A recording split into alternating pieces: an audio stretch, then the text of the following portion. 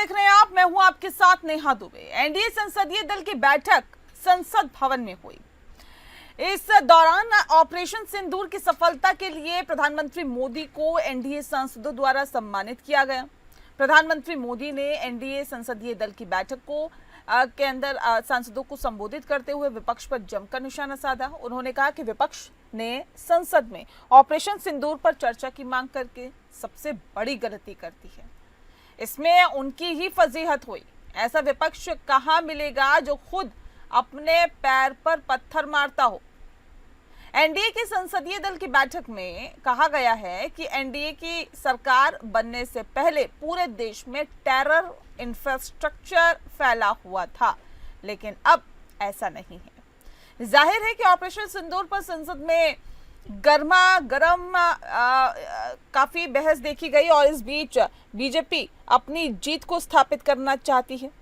वहीं कांग्रेस सांसद प्रियंका गांधी वाड्रा ने सुप्रीम कोर्ट की टिप्पणी पर अपने भाई राहुल गांधी का बचाव किया। उन्होंने कहा है कि सुप्रीम कोर्ट के जज ये तय नहीं कर सकते हैं कि कौन सच्चा भारतीय है। ये विवाद तब शुरू हुआ जब सुप्रीम कोर्ट ने सोमवार को राहुल गांधी के खिलाफ लखनऊ की एक अदालत में चल रही कार्रवाई पर रोक लगाई, लेकिन साथ ही कहा कि अगर वह सच्चे भारतीय हैं तो ऐसा उन्हें बयान नहीं देना चाहिए था। सुप्रीम कोर्ट की टिप्पणी राहुल गांधी के उस बयान को लेकर थी जो उन्होंने दिसंबर 2022 में भारत जोड़ो यात्रा के दौरान सेना को लेकर दिया था। बता दें आपको कि यह है कि ऑपरेशन सिंदूर पर संसद में अब बहस और राजनीति में कौन बाजी मार गया है। क्या राहुल की सेना अर्थव्यवस्था पर बयानबाजी कांग्रेस पर भारी पड़ रही है? विपक्ष खासतौर पर कांग्रेस ऑपरेशन सिंदूर पर क्या रणनीति अपनाएगा और राहुल को फटकार लगाने के बाद कांग्रेस का रुख क्या रहेगा? क्या राहुल गांधी नेता विपक्ष के रोल को जिम्मेदारी से निभा रहे हैं? ये तमाम ऐसे सवाल है जो यहाँ पर खड़े होते हैं।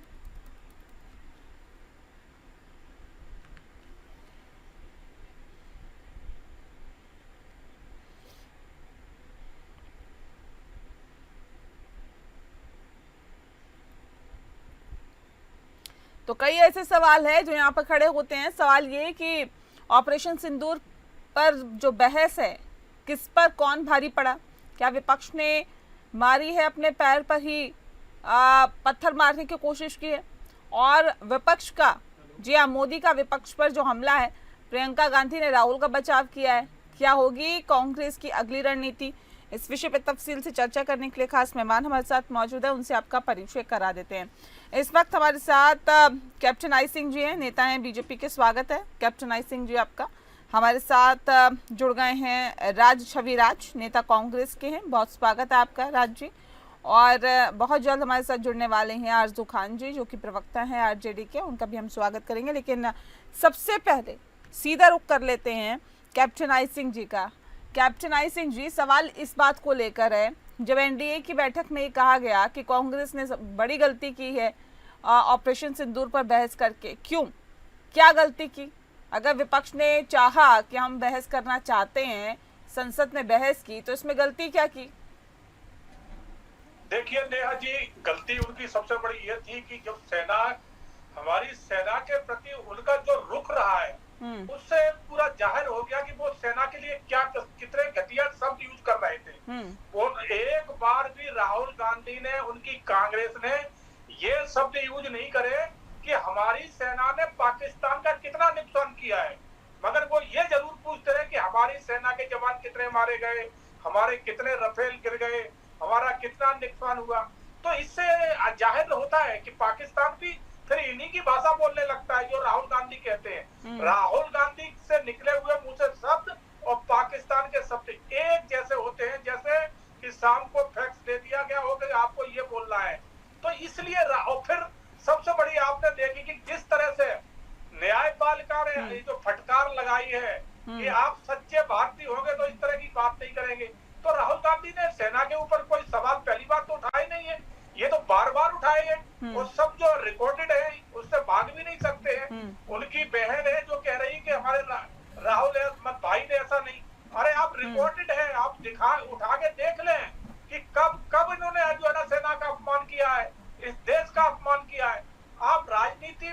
राजनीति करिए, आप पार्टी को जैसा कहना है कहिए। प्रधानमंत्री को भी इतना ज्यादा नहीं कह सकते क्योंकि प्रधानमंत्री देश का होता है, पार्टी का नहीं होता। मगर राहुल गांधी प्रधानमंत्री के ऊपर सवाल उठाते हैं, देश पे सवाल उठाते हैं। और रही बची तो बात सबसे कि सेना के ऊपर जो सवाल उठाते हैं कि सेना किसी पार्टी की नहीं होती, सेना देश की होती है और सेना देश के लिए लड़ती है, सेना देश के लिए कुर्बानी देती है। मगर राहुल गांधी उसी सेना के ऊपर एक बार नहीं बार बार इन्होंने सवाल उठाए हैं। ठीक है राज छविराज जी, देखिए तो कह रहे हैं ऑपरेशन सिंदूर पर चर्चा करके विपक्ष ने खुद अपनी थू करा ली। मुद्दा है कि हरियाली के अंधे को कभी अंधा नहीं कहा जाता, क्योंकि उसको हर वक्त हरियाली ही दिखती है। रह गई बात कि ऑपरेशन सिंदूर पे चर्चा पूरा देश चाहता है। पूरा देश आखिर उस स्थिति को जानना चाहता है कि ऑपरेशन सिंदूर के तहत क्यों आप कम बैक हो गए, क्यों आपने कुछ कठोर नीतियों को नहीं अपनाया, क्यों आपने सामने वाले को प्रेशर में छोड़ दिया। और ये साहब को ये लगता है कि जो बातें कांग्रेस से बोली जाती हैं, जो बातें राहुल गांधी इस्तेमाल करते हैं, वही बात कहीं ना कहीं पाकिस्तान से आती है। जी नहीं, पाकिस्तान से वो बातें आती हैं जो पाकिस्तान चाहता है, वैसा कहीं ना कहीं अमेरिका के दबाव में प्रधानमंत्री करते हैं।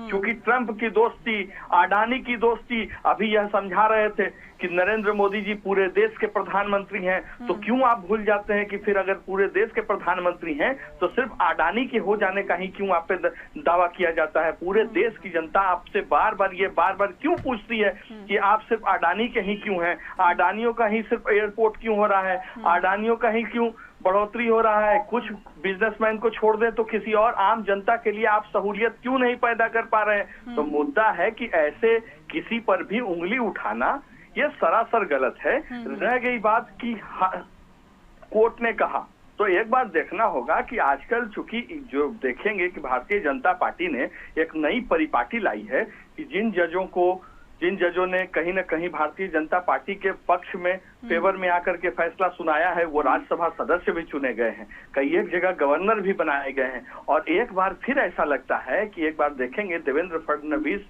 और शिंदे साहब के साथ इनकी तस्वीर वायरल हो रही है। क्योंकि आप ये पैमाना नहीं लगा सकते कि कौन कितना हिंदुत्व में है और कौन कितना हिंदुस्तानी है, कौन देशभक्त है। इसका पैमाना क्या सिर्फ अमित शाह और नरेंद्र मोदी जी के पास है, या भारतीय जनता पार्टी और आरएसएस के पास ये मशीनरी है जिसमें यह तय किया जा सके कि कितना आप कितना भारतीय हैं, कितना प्रतिशत आप में जो है भारतीयता मौजूद है। तो ये सब पैमाना नापना बंद कीजिए और देश की जनता को इससे कोई फर्क नहीं पड़ता कि आप क्या बोलते हैं और सामने वाला क्या बोलता है। देश की जनता आपसे सिर्फ और सिर्फ तरक्की चाहती है।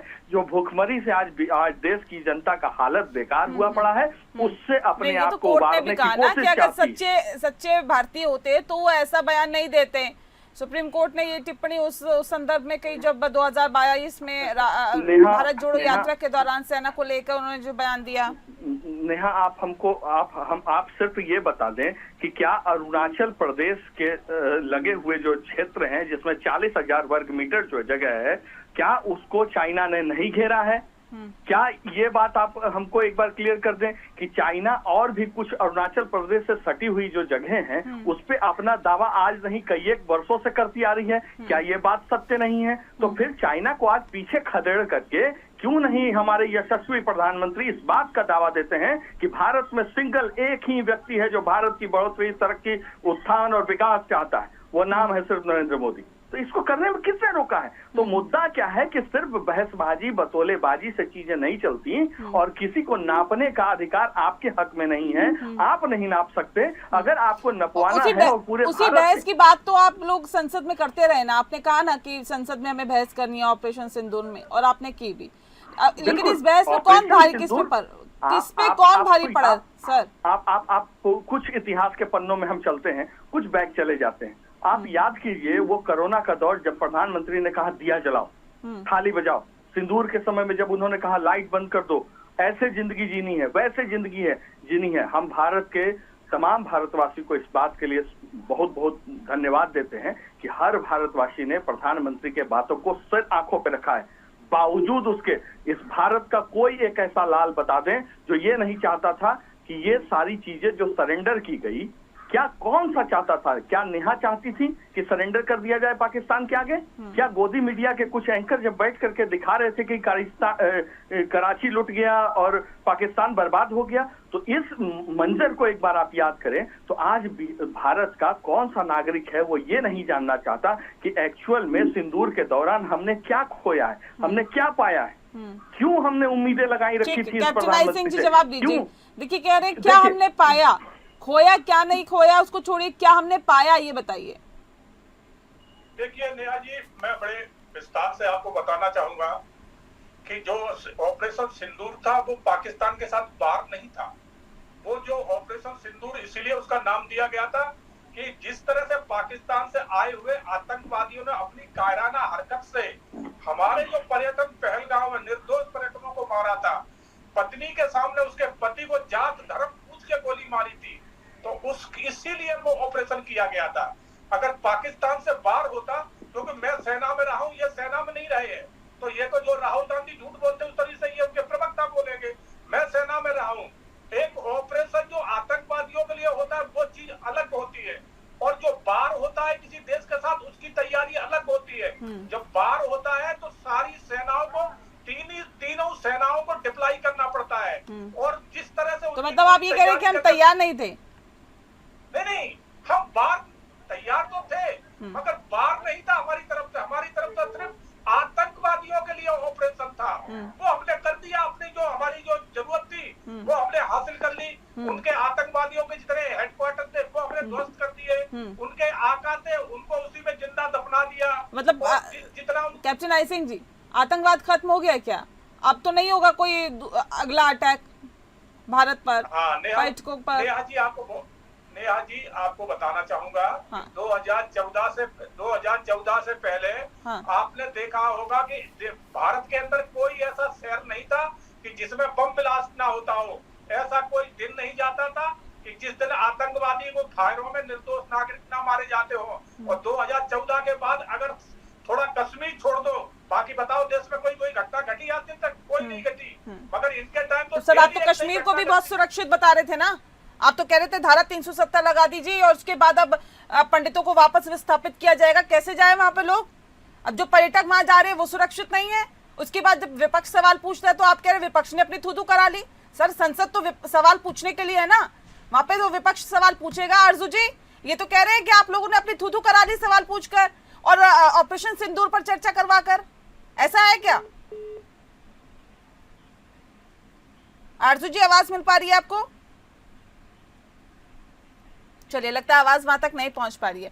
लेकिन राज जी देखिए, सीधे सीधे जब एनडीए की बैठक हुई उसमें भी कांग्रेस पर ही निशाना साधा गया। अब कांग्रेस की अगली रणनीति क्या होगी?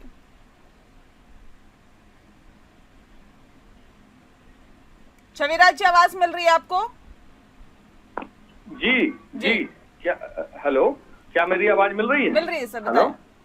नेहा, हम यही कहना चाहेंगे कि एपीएन न्यूज जो है हर वक्त आम जनता की आवाज को उठाया है, और मैं सिर्फ एक आपसे दरख्वास्त करते हुए पूछना चाहता हूं अपने भारतीय जनता पार्टी के मित्र से कि क्या इस देश को, जो देश में आप एक तरह से चाहते हैं कि देशवासी भारतवासी बने और सच्चे भारतवासी बने, इससे बड़ा प्रमाण आपको क्या दे सकता है? अभी आपने आरोप लगाया है कि राहुल गांधी जी झूठ बोलते हैं और उनके प्रवक्ता झूठ बोलते हैं।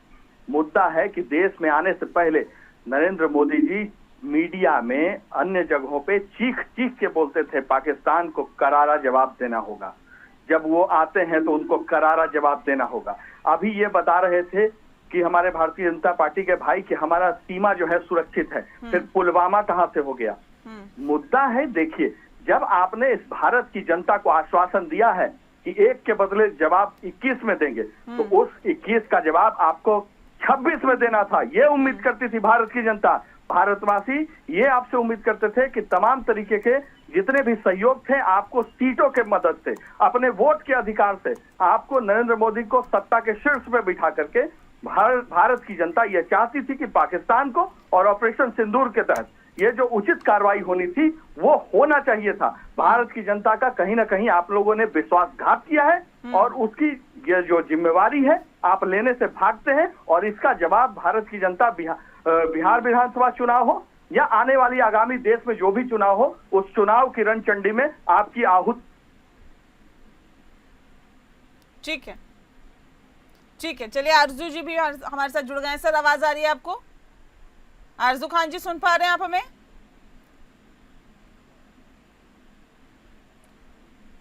आरजू खान जी सुन पा रहे हैं आप हमें? चलिए, आवाज लगता है नहीं पहुंच पा रही। ठीक है, लेकिन मैं एक बार फिर से रुक कर लेती हूँ कैप्टन आई सिंह जी का। कैप्टन आई सिंह जी, देखिए अब क्योंकि ऑपरेशन सिंदूर की बात की जा रही है, अब सर ये बताइए मुझे कि जब कश्मीर की आप कहते हैं कि सुरक्षित है, आप कहते हैं देश सुरक्षित है, आप कहते हैं देखिए हमने उसका बदला ले लिया, बदला तो आपने ले लिया जब हिंदुओं की हत्या की जा रही है और चुन चुन कर की जा रही है। सर इससे पहले कश्मीर में कई ऐसे उदाहरण सामने आ गए हैं जिसमें आतंकवादियों की तरफ से हिंदुओं को चुन चुन कर मारा गया। पहलगाम में जो हुआ, इससे पहले जो मामले सामने आए, भले ही हमने बदला लेने की कोशिश की हो, सर सेना पे कोई सवाल नहीं उठा रहा। सवाल तो सरकार से पूछा जा रहा है ना कि किन हालात, किन स्थितियों में, किन वजहों से सीज फायर किया गया और इसका जो ऐलान है वो अमेरिका से क्यों हुआ। ये सवाल पूछने का हक तो विपक्ष को है ना। देखिए नेहा जी, कश्मीर के जो हालात हैं वो आपने 2014 से पहले भी देखे थे और 2014 के बाद भी आप देख रही हो कि आजकल कोई महीना 2 महीने में कोई एक घटना छुटपुट घट रही है। ये पहलगाम की छोड़ दो तो बाकी उसके पहले कोई घटना नहीं घटी है। और आपको एक बात और बता दें सर नहीं सर नहीं छुटपुट नहीं होती सर। किसी की हत्या होती है, किसी को चुनकर मारा जाता है और ये पूछ के मारा जाता है कि तुम हिंदू हो, तो ये कोई छोटी घटना नहीं है सर। माफ कीजिएगा मैं आपको रोक रही हूँ। मैं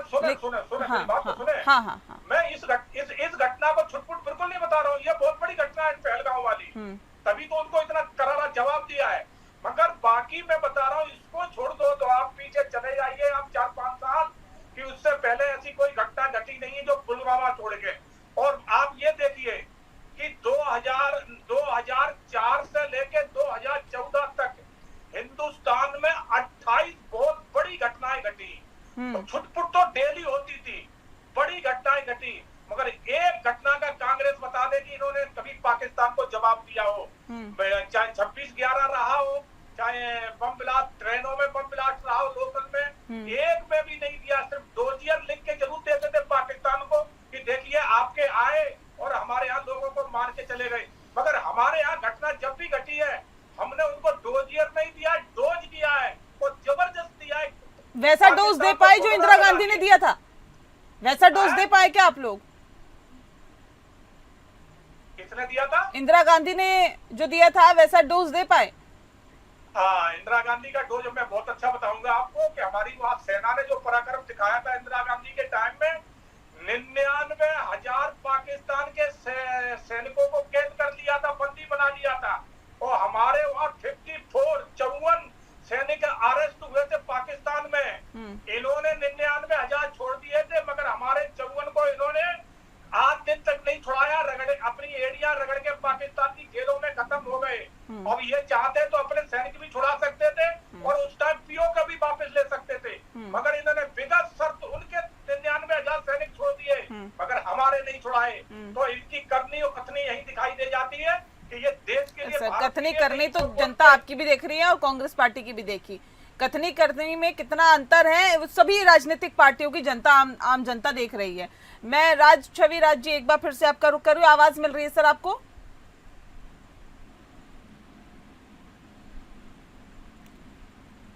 छवि राज जी आवाज आ रही है आपको? आरजू जी आप जुड़े हुए हमारे साथ?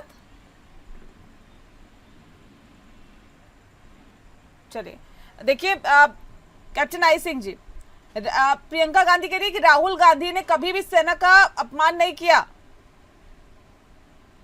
वो तो रिकॉर्डेड है, कहने की जरूरत नहीं, वो तो रिकॉर्डेड है कब कब किया है। हाँ, पूरा रिकॉर्डेड है कि राहुल गांधी ने देश का, सेना का कब कब अपमान किया है, कब कब इनको लिए क्या कहा है, वो पूरा रिकॉर्डेड है।